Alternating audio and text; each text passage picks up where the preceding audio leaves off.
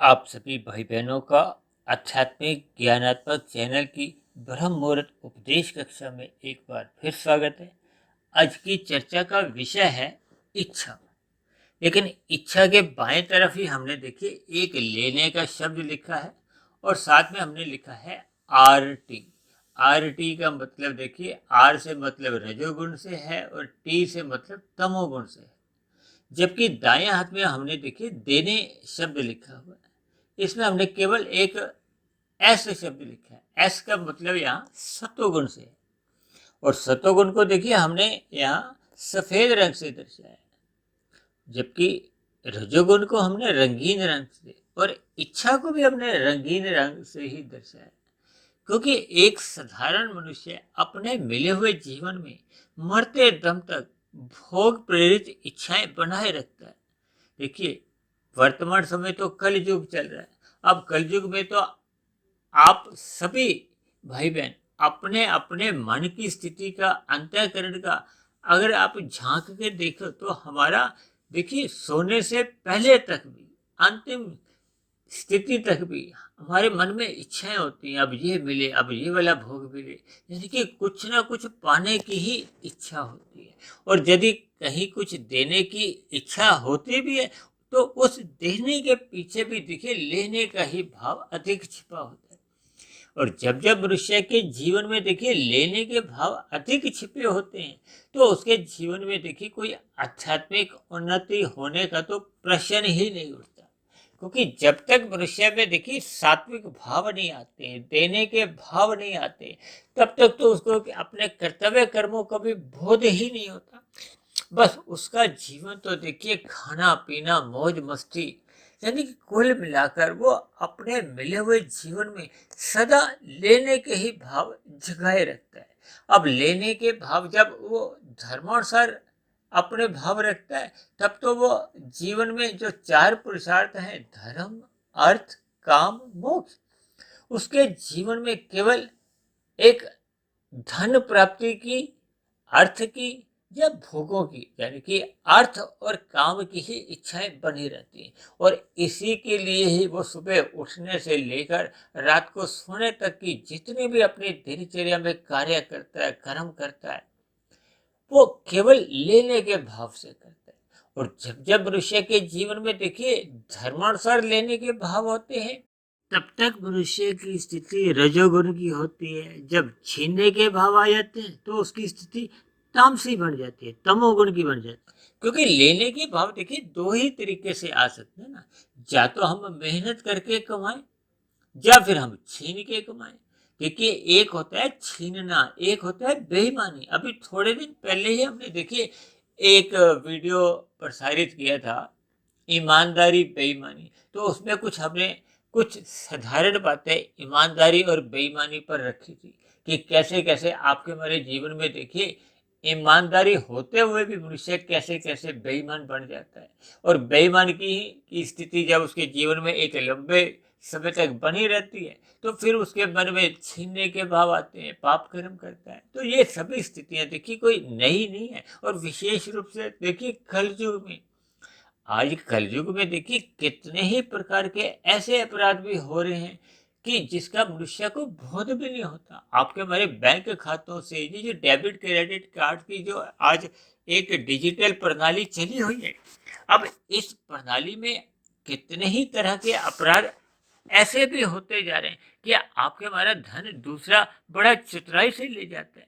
भले ही आपके हमारी कहीं ना कहीं कोई चूक होती है, कहीं असावधानी होती है, यानी दूसरे साधारण शब्दों में आप यूं भी कह सकते हो कि आपके हमारे जीवन में रजोगुण की प्रधानता होती है या तमोगुण की प्रधानता होती है। उसके पीछे का मूलभूत कारण क्या है? इच्छा। इच्छा को मैंने देखिए आज कहीं भी कोई सफेद रंग से तो लिखा नहीं। सफेद रंग से अगर लिखा होता तो फिर वो सत्वगुण का प्रतीक बन जाती, सात्विक इच्छा बन जाती। सात्विक इच्छा बनने पे फिर आपका हमारा एक मोक्ष प्राप्ति का लक्ष्य बन जाता है। मोक्ष प्राप्ति का लक्ष्य बनने का अभिप्राय है कि हमारा इच्छा होती है कि हम मनुष्य जीवन पाकर आध्यात्मिक उन्नति करें, परमात्मा को पाए, जिसे जन्म मरण का जो बंधन है इससे हम छुटकारा पा जाए। क्योंकि आज हमने वीडियो के चित्र में इच्छा को ये एक रंगीन शब्द से दिखाया है। रंगीन का अभिप्राय क्या है कि जो संसारी पांच विषय भोग हैं, गंध, रस, रूप, स्पर्श और शब्द, क्योंकि संसार की जो रंगीनियां कहो, चकाचौंध जब मेलों का एक रूप को देखिए, मेलों से याद आया, ये जो आज जितने भी आप शहरों में बड़े बड़े माल देखते हो, तो माल में एक बार जब आप प्रवेश करते हो तो आपके मन में कितने ही भोग की इच्छाएं जन्म लेती हैं।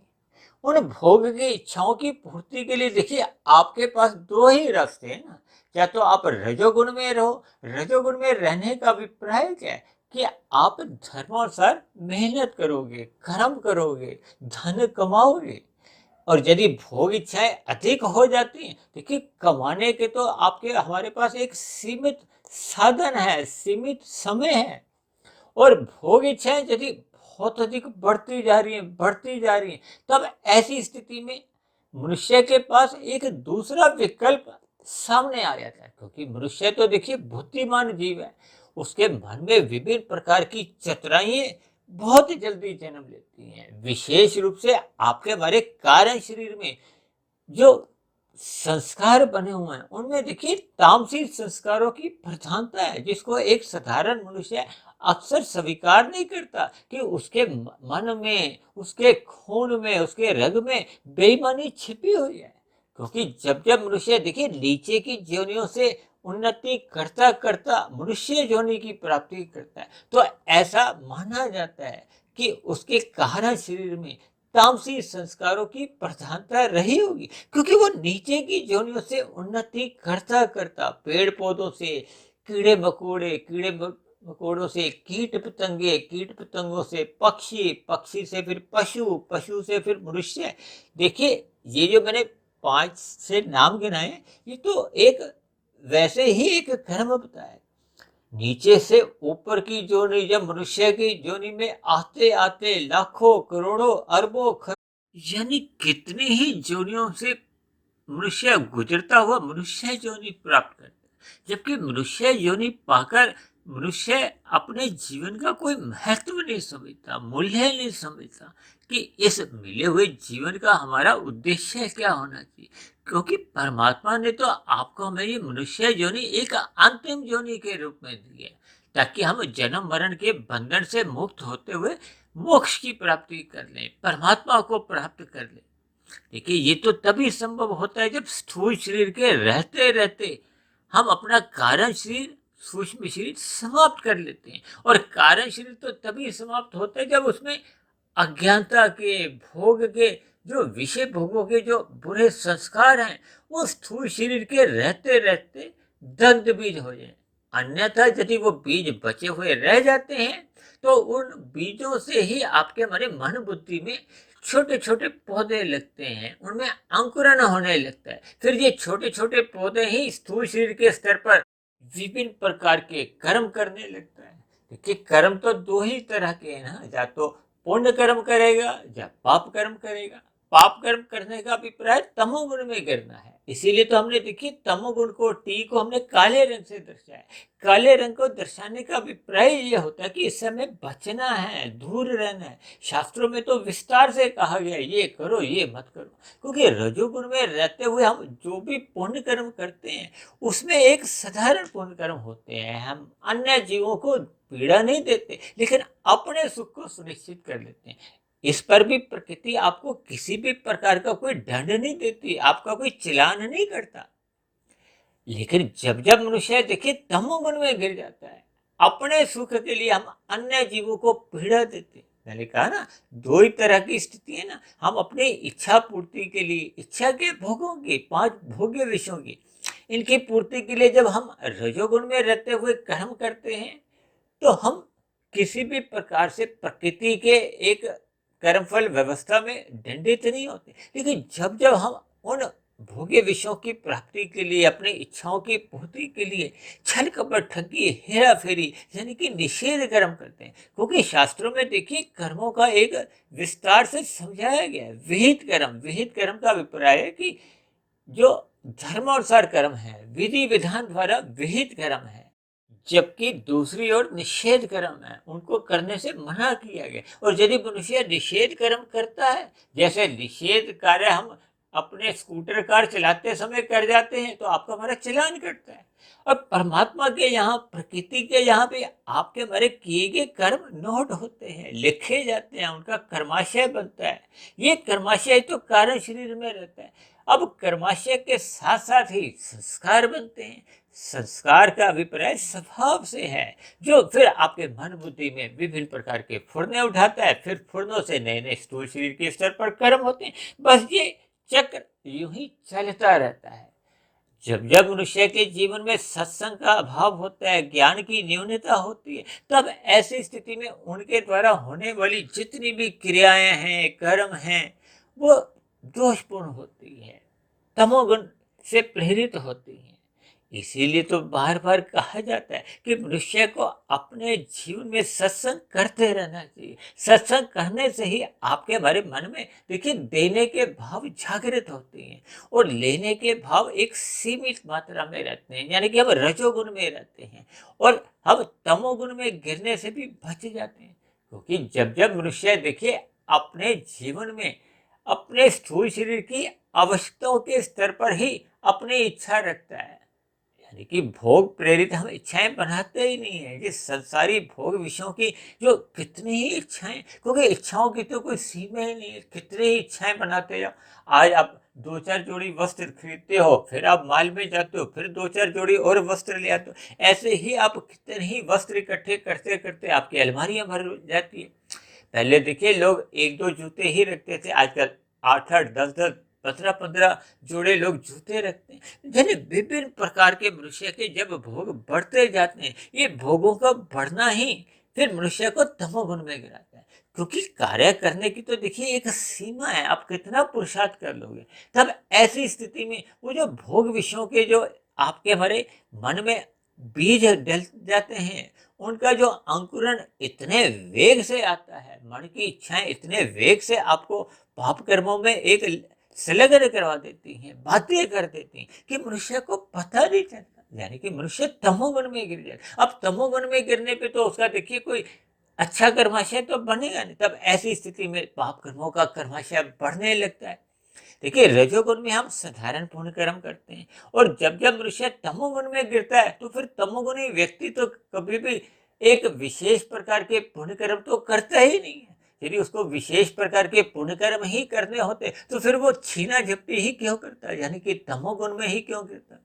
जबकि मनुष्य जब जब अपने जीवन में रजोगुण मर्यादा में रखता है, सत्संग करता है, कर्म कांडों को ज्ञान पूर्वक करता है, परमात्मा को पाने का एक लक्ष्य बनाता है, तब ऐसी स्थिति में सर्वप्रथम वो सत्वगुण में स्थित होता है। सत्वगुण में स्थित होकर आरंभिक स्थितियों में उसमें देने के भाव जागृत होते हैं।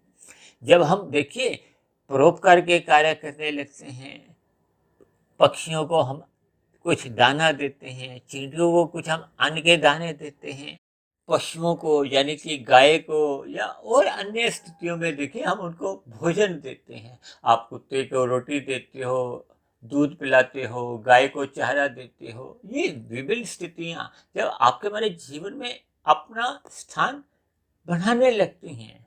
हम देखिए निर्बल मनुष्यों के बीच में अन्न का दान करते हैं, वस्त्र का दान करते हैं, फिर हम परोपकार के कार्यों में देखिए धर्म के प्रचार के लिए धन लगाते हैं, अपना समय लगाते हैं। ये सभी कार्य देखिए जब हम आरंभिक स्थितियों में सकाम भाव से भी करते हैं, तो भी बहुत अच्छे माने जाते हैं, क्योंकि इसमें आरंभिक स्थितियों में तो आपके मन में देने का भाव आता है।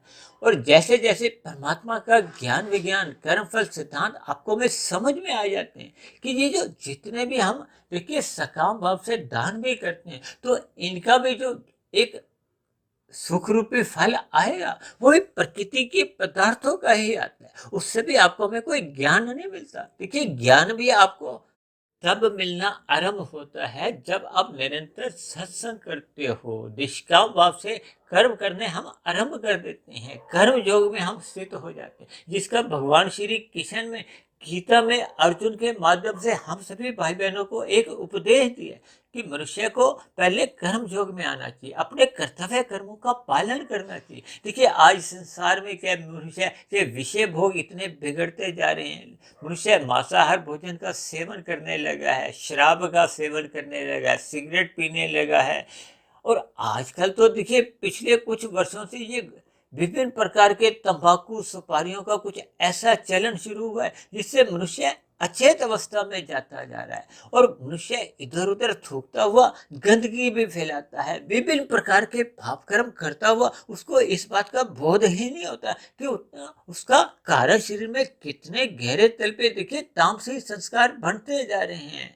पाप कर्मों का कर्माशय बिगड़ता जा रहा है, पुण्य कर्मों की न्यूनता होती जा रही है, जो मरने के बाद मनुष्य को देखिए ना चाहते हुए भी नीचे की योनियों में जाने को बाध्य कर देती है। क्योंकि मनुष्य योनि का जन्म तो देखिए तभी मिलता है जब आपके हमारे संचित कर्मों में मरते समय पाप और पुण्य कर्मों की कम से कम तुल्यता बनी होती है। और यदि ये तुल्यता बिगड़ जाती है, यानी कि तामसी कर्म पाप कर्म अधिक हो जाते हैं, तो फिर उतने उतने अंश में नीचे की योनियों में जाना पड़ता है। और यदि ये असंतुलन बहुत गहरे तल पे आ गया, पाप कर्म 80-90% हो गए हैं, पुण्य कर्म 10-20% ही रह गए, तब तो बहुत ही नीचे की जोनियों में जाना पड़ता है। तब नीचे की जोनियों में जब मनुष्य जाता है तो उसके देखिए जब पाप कर्मों का कर्माशय बिगड़ जाता है तो उसी अनुपात में फिर आपके मेरे संस्कार भी बिगड़ जाते हैं। और इसलिए तो मैं बार बार कहता हूँ कि जब मनुष्य नीचे की जोनियों से उन्नति करता करता मनुष्य जोनि की प्राप्ति करता है तो उसके संस्कार तो पहले से ही बिगड़े होते हैं। क्यों? क्योंकि वो नीचे की जोनियों से उन्नति करता करता आ रहा है। तो नीचे की जोनियों में देखिए पाप कर्मों का क्षय होता है, संस्कारों में किसी भी प्रकार की कोई स्थिति में बदलाव नहीं होता, वो तो केवल मनुष्य योनि में ही संभव है। इसलिए तो बार बार कहा जाता है कि मनुष्य को सत्संग करना चाहिए, ब्रह्म मुहूर्त में उठना चाहिए, अपने पहले के बने हुए जो बुरे संस्कार हैं उनको समाप्त करना चाहिए। ये तभी संभव होता है जब हम नए शुभ संस्कार अधिक तेजी से बढ़ाने लगते हैं। और ये तभी संभव है जब मनुष्य ब्रह्म मुहूर्त में उठकर परमात्मा का ध्यान लगाता है, शास्त्रों का अध्ययन करता है। और तब उसके नए जो राशि कर्म है वो एक मर्यादा में रहते हैं, आवश्यकता अनुसार रहते हैं। तब ऐसी स्थिति में उसके नए पाप कर्म होने बंद हो जाते हैं। तो ये सभी स्थितियां जब तक आपके हमारे जीवन में क्रमबद्ध तरीके से जन्म नहीं लेती, उत्पन्न नहीं होती, तब तक तो देखिए आपका हमारे जीवन में कोई आध्यात्मिक उन्नति होने का प्रश्न ही नहीं उठता। इसलिए मेरी आप सभी भाई बहनों से विनती है कि मिले हुए जीवन का सदुपयोग करते हुए सर्वप्रथम हमें अपनी इच्छाओं को एक मर्यादा में रखना होगा, सीमा में रखना होगा, ताकि उन इच्छाओं की पूर्ति के लिए हम आवश्यक पुरुषार्थ करें। धर्म अर्थ काम मोक्ष, ये जो 4 पुरुषार्थ हैं परमात्मा को पाने का हमें लक्ष्य बनाना होगा, मोक्ष प्राप्ति को पाने का हमें एक लक्ष्य बनाना होगा। तभी आपके हमारे जीवन में धर्म प्रथम स्थान पे बना रहता है। जब धर्म प्रथम स्थान पे बना रहता है तो आपका हमारा धन कमाना यानी कि अर्थ, ये भी एक मर्यादा में रहता है। मनुष्य जितना भी धन कमाता है वो धर्मानुसार कमाता है। अन्य जीवों को पीड़ा देकर दुख देकर वो कभी भी अनुचित तरीकों से यानी कि तामसिक तरीकों से धन कभी नहीं कमाता। तब ऐसी स्थिति में उसकी जो एक कामनाएं होती हैं वो भोग प्रेरित होती ही नहीं है, वो अपनी दिनचर्या एक सात्विक बनाए रखता है। तब ऐसी स्थिति में वो अपना सत्वगुण बढ़ाता है, देने के भाव जगाता है, शनि तमोगुण से बचता है, रजोगुण मर्यादा में रखता है और सतोगुण में रहता हुआ देने के भाव अधिक बढ़ाते बनाते वो निष्काम भाव से कर्म करने लगता है। तब ऐसी स्थिति में उसको देखिए परमात्मा का ज्ञान विज्ञान समझ में आने लगता है, उसके जीवन में एक सकारात्मक परिवर्तन आने से फिर उसकी आध्यात्मिक उन्नति सहज ही होने लगती है, परमात्मा में प्रीति टिकने लगती है। ऐसी स्थितियां निरंतर आपके हमारे जीवन में बनी रहने से ही आपका हमारा जीवन सफल हो पाता है, सार्थक हो पाता है। तो ऐसी सभी शुभ स्थितियां आप सभी भाई बहनों के जीवन में भी जल्द से जल्द बनना आरंभ हो। इन्हीं शुभ कामनाओं के साथ आज की चर्चा विशेष को यहीं विश्राम देते हैं। शाम को फिर मिलते हैं संध्या बेला ज्ञान कक्षा में। तब तक आप अपने आध्यात्मिक मित्र सुधीर भाटिया फकीर को इजाजत दें। आप सभी भाई बहनों की सात्विक दिनचर्या निरंतर बनी रहे, इसके लिए मेरी ओर से आप सभी भाई बहनों को बहुत बहुत शुभकामनाएं।